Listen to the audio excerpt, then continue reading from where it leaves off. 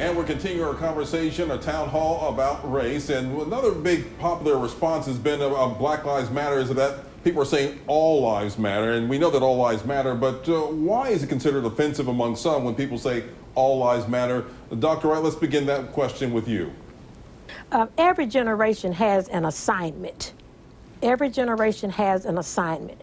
Sojourner Truth had an assignment. Frederick Douglass, Harriet Tubman. Every generation has an assignment. I remember so well in 1964 when many white students were trained at my former university, Western and then Miami University, to come to Mississippi to give us the courage to help us stand up to get the right to vote.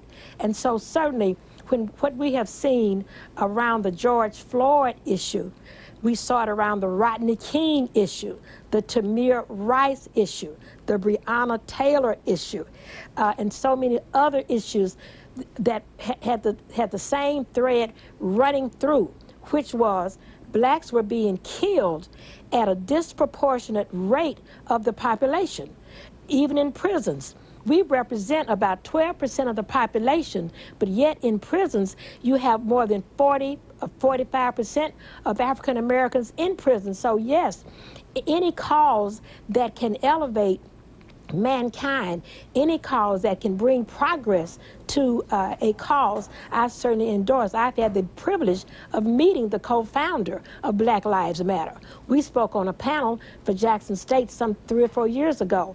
And yes, there's been a lot of criticism about them and what they were doing and what they were trying to do and all of that. But again, any organization that has at its core the elevation of mankind, I certainly do support. Well, and I support those young women wholeheartedly because I know what it was like being a woman in Mississippi in the 60s running for a political office against a gentleman who had been in office for many, many years. So certainly, again, this is why I say, when we can come together as one people, disregarding where we came from and who we are and who we're related to and who has the most money, then certainly we can get some things done. Jordan, you were very involved in the Black Lives Matter march here in Jackson, but why is all lives matter? Why is that offensive to some people? I didn't play like a sole part in the Black Lives Matter. I was just part of the marching movement. I was on the forefront of it, but I feel like it the whole point of it gets thrown off because all lives matter, of course, but specifically Black Lives Matter, the movement means that I want to feel like I belong here, you know, and we never had that moment. And we want that recognition that Black lives do matter. Not saying all lives that don't matter. The movement specifically means that I belong here. The movement is a part of me. It's a part of all of us, but just recognize me. Honestly. James? Well, of course, I agree with the sentiment Black Lives Matter 100%. My problem with the organization Black Lives Matter is that it's not obvious to me that Black Lives Matter to the organization Black Lives Matter, because if they did, why aren't they focusing on the real #1 cause of death specifically for young black men, which is gang violence, murders by other blacks. Last year alone, over 7,000 black lives were taken by other blacks. Only 9 unarmed blacks were killed by police. So they're, very focused on the 9, and obviously we should be, right? It's obviously very, very concerning and at times absolutely outrageous and disheartening. But to me, why isn't the organization Black Lives Matter focused on the 7,000? Here's a great example. Why wasn't there a national movement or a national protest for the killing of Jordan Mccoy, right? I hope we all know who Jordan McCoy is. 11-year-old in Jackson, right? Sleeping in his bed. He wasn't resisting arrest. He wasn't on drugs. He was sleeping in his bed, 11 years old. Shots came in through his house. Murder. Like, why? Black Lives Matter never acknowledged Jordan McCoy. 11 years old. Come on. So to me, it doesn't seem that Black Lives Matter to the organization Black Lives Matter. And then, of course, we could talk about how in their own mission statement, they said that they seek to disrupt the nuclear family, which to me is the problem of all problems across racial lines, but especially in the black community where 75% of children are born out of wedlock. And then, of course, you look at statistics like if that's the case, if you're not raised by both parents, your chances of going to jail are 20 times that of somebody who is raised by both parents, which I think explains a lot. So I don't think Black Lives Matter, the organization, really actually cares about Black lives. Dr. Wright, you want to respond to that? You know, I think it's incumbent upon each of us to spend our time trying to see what can we do to make things better. And I would love to know, the gentleman, he's made some very, very good points. And I would love to know some of the things that he has done in his community to bring to bear some of the issues that he's raising on this program tonight. He has made some good points. Thank you. And certainly, oh, thank you so much. So I have a okay, go on. I have a call-in local radio show. Honestly, over these past few months with the protests, with the Black Lives Matter protests and everything going on, I've had more black callers than white callers. And first of all, not every black person, especially in Mississippi, is on board with the organization Black Lives Matter. They're not for disrupting the nuclear family. They're not for affirming transgenderism and all the other things. They're definitely not for Marxism, which all the founders of Black Lives Matter are avowed Marxists. They admit it. They have organizations that they're associated with. So I think there's also a tendency to look at the black community or black people in general as a monolith, right? And, oh, if you're black, you have to believe this politically, you have to vote Democrat. We heard Joe Biden say, you know, if you don't vote for me, you ain't black, which I thought was pretty outrageous, honestly. So that's, to answer your question, yeah, I mean, I'm all about having conversations like this. This is why it was an honor and a privilege, and I was very glad to accept this. I think that we need to continue talking to each other, being honest. Here's the deal. A lot of white people are afraid. A lot of white people are afraid of being, canceled, cancel culture. A lot of white people are afraid of, saying what they think. So I encourage everybody to just be honest and, forgive, right? Forgiveness. I really love what you said before, Doctor, about looking at people as individuals and not just as a black person or a white person, whatever the case may be. Like Dr. Martin Luther King said, judge people by the content of their character, not the color of their skin. It seems to me like we're actually getting away from that, right? With the concept of white privilege and white guilt, and all white people are guilty for what the founding fathers did, or what, whatever the case may be, what Darren Chauvin did, what certain white police officers did. I'm curious to get anyone's response to this. Let me ask you this question. You're saying white people are afraid. They're afraid to say. Are they afraid because they'll be labeled a racist, or are we afraid because of what? Sure, yeah, afraid of being labeled a racist. I mean, because the bar for what constitutes racism now, I think, is way, way lower than it was in the past. I mean, you got people being called racist for, who knows? I would actually like to know from the panel, how would you define racist? Because to me, this is what I was always taught, and this was what I believe. I believe that racism is the belief that one race is inherently superior to another. But I'm curious to hear other definitions. Your response? Well, I guess that's the classic definition to racism, but obviously it's more complicated than that. And speak about white people being fearful of speaking up. Mm-hmm. Well, I think that's part of the problem right now. Is there is a lot of fear. We talk about hate, and there's certainly plenty of that goes around. But I think before people hate, they fear, and when they fear, they may dehumanize people. So it's like, I'm afraid that person that lives down the street, what are they going to do? They don't look like me, or whatever it is. And so it leads to this kind of dehumanization. And that's really what we see with George Floyd case, in my opinion, is you see the kind of, we're the good guys, they're the bad guys out there. And therefore, whatever I do to them, I'm kind of justified. And that dehumanization, and we've got to be careful, all of us, to not fall into that kind of category of fear, because fear drives us into all sorts of horrible emotions that we don't need to go toward. And so hopefully we can move toward living fearlessly for us as individuals, because I think that's what it's all about. Dr. Wright, you want to respond to what James said about as far as what defining what racism and whether white people should be fearful of speaking up? Well, I can certainly give you a living example of the term fear. 2 years after my election, I was approached by the then city attorney in Canton, Mississippi, and we had begun to talk about issues. We had begun to talk about things that would help Canton, and he put me to the side one day in the courtroom, and he said to me, he said, I know you've been wondering why we did everything we could to keep the vote from you people. Madison County was 70% black, and we could elect anybody that we wanted to if we registered. I said, well, yes, I have wondered about that. And this is what he said to me. He said, we were afraid that you all would do to us what we have done to you.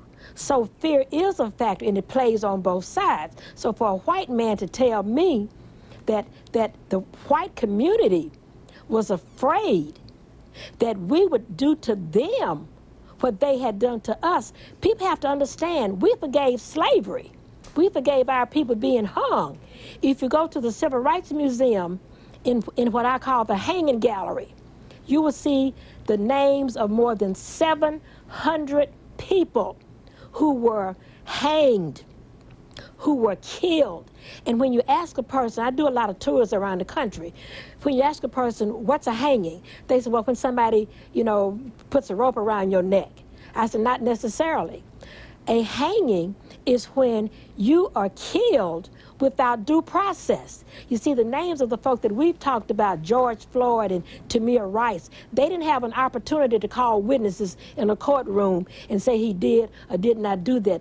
Trayvon Martin didn't have an opportunity to do that. And so, yes, fear does play a big part in a lot of our issues in society. And I would be the first one to say that. But again, that's why I keep saying, unless and until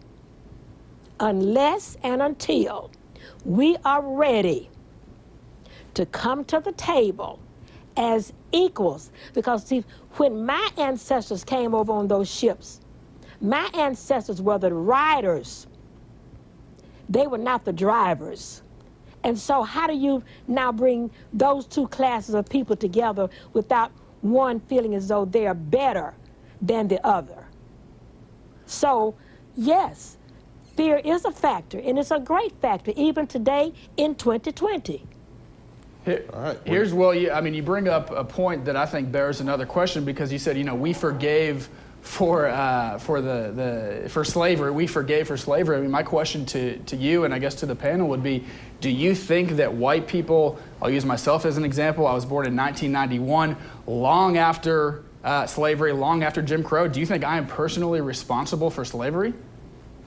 And that I need to be forgiven for slavery? Let me share something, sir, let me share something with you.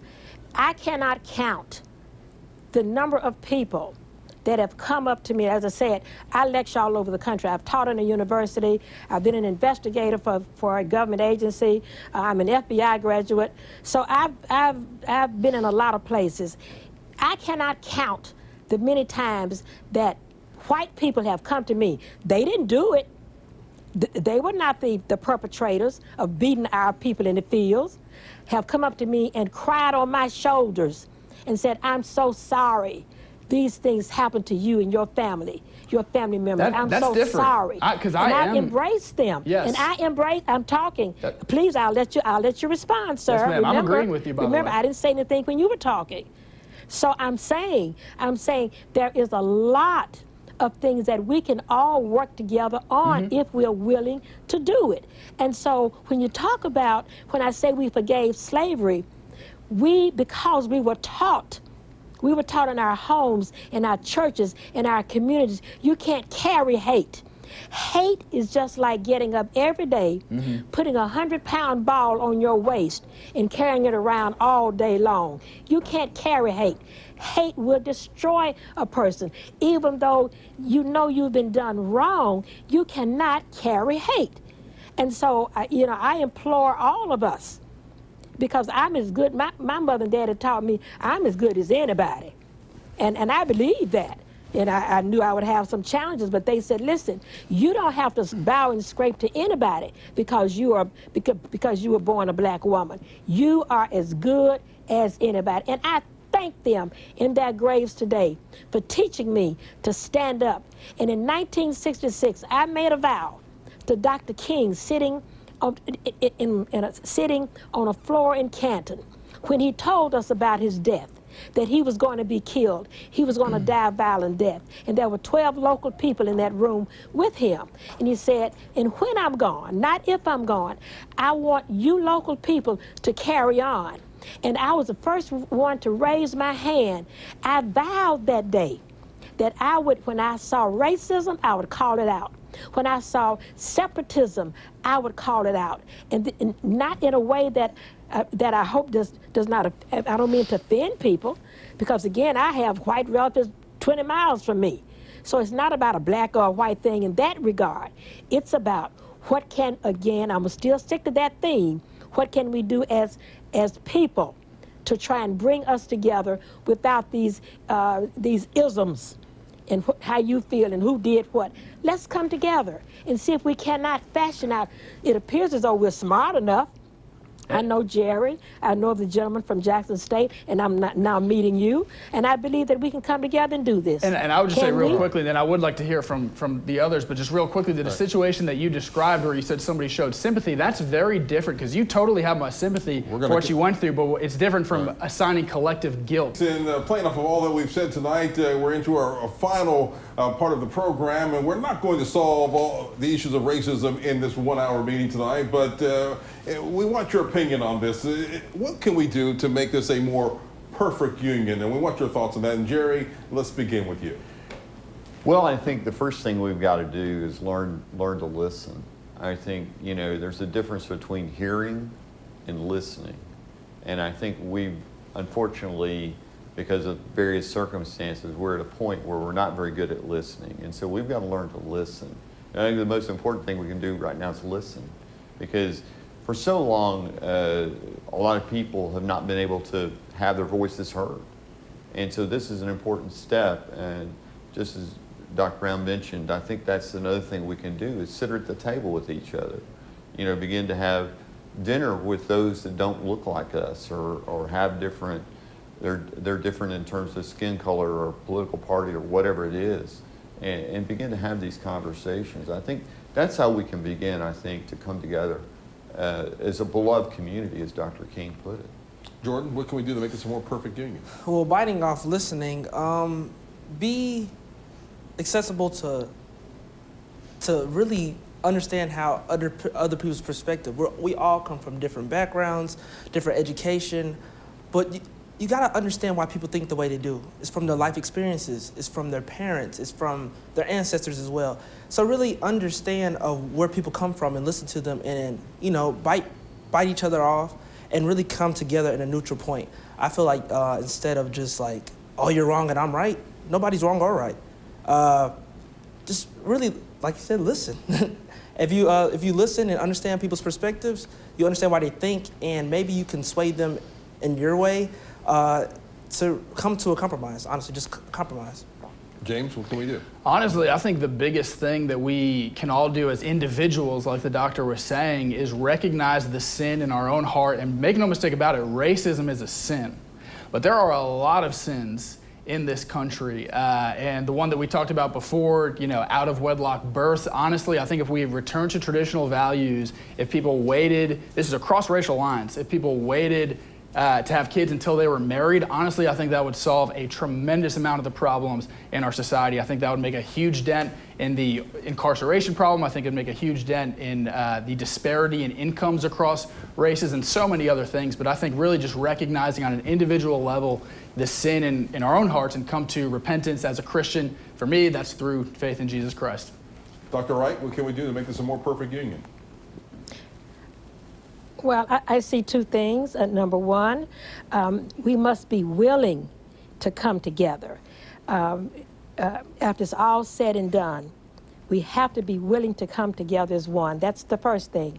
The second thing, we must exercise the right to vote because so many lives were given just for the equal opportunity in housing, in jobs. And so as long as we don't have equal opportunities, so we must continue to, and I won't use the word fight in a negative term, in an endearing term, because obviously this is what it's going to take. So listen and be willing and register and vote. Are you all at all hopeful about the future of our state and our country, Jordan? I'm always positive, always. We've made tremendous progress, but we're not where we're supposed to be. But I'm very hopeful of the state and this country as well. I feel like the older we get, the more we unite. But I'm very nervous about will we ever be equalized. That's what I'm nervous. But I am optimistic always.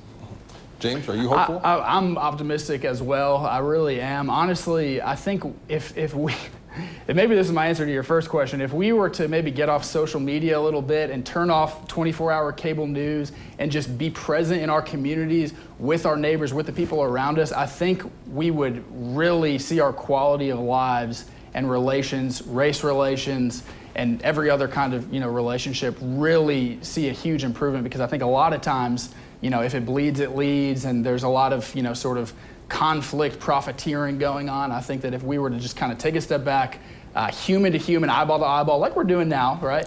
I think I am optimistic. Yeah, I think that if we can do that, we can really make great progress. Jerry, hopeful? I am. I think that what you have witnessed over this past year is, we've obviously been through some storms. I mean, we had the pandemic of the COVID, and now kind of the pandemic of race, which has been around much longer, obviously. And so I think I see an openness with people to realize, hey, maybe we do need to change. Maybe we do need to examine this. And so I'm optimistic that can begin to happen. We can begin to have these conversations. And I totally agree about social media. I think sometimes what happens is, and I'm not pointing at any particular party, is we have certain people who seem to foment fear for whatever reason that gets kind of fueled up in all political parties and other kind of dialogue. And so I think that's detrimental to those kinds of conversations that we need to have to be able to come together so we're not afraid of each other. There's not that hate. There's a means by which we can come together in that commonality. Dr. Wright, hopeful about the future? Well, yes, I'm hopeful and I'm very optimistic. And were I not, when I was shot at, I would have stopped. When I was tear gassed, I would have stopped. When my life was threatened, I would have stopped. When I went to jail, I would have stopped. So yes, I'm very optimistic, because this is what has fueled me for these 57 years, because I believe, as the old Negro spiritual says, there's going to be a better day a-coming after a while. So I'm still waiting for the after a while, but in the meantime, I'm going to see what can I do to effectuate change. I'm very optimistic. Well, for that, we're going to end it on that note. Thank you very much. We are out of time for our discussion on race on our town hall meeting. We thank you all for joining us and having this discussion for this hour. We appreciate your time. This has been very helpful and very pertinent information that we've had. Be sure to head on over to our website for the full conversation, our town hall discussion about race here on 12 News. And you can also, once again, keep up with WJTV.com. We thank each and every one of you for joining us, for our panelists here, and we also want to thank our sponsors, Pat Beck Honda, for sponsoring the town hall tonight. Until next time, make it a good night.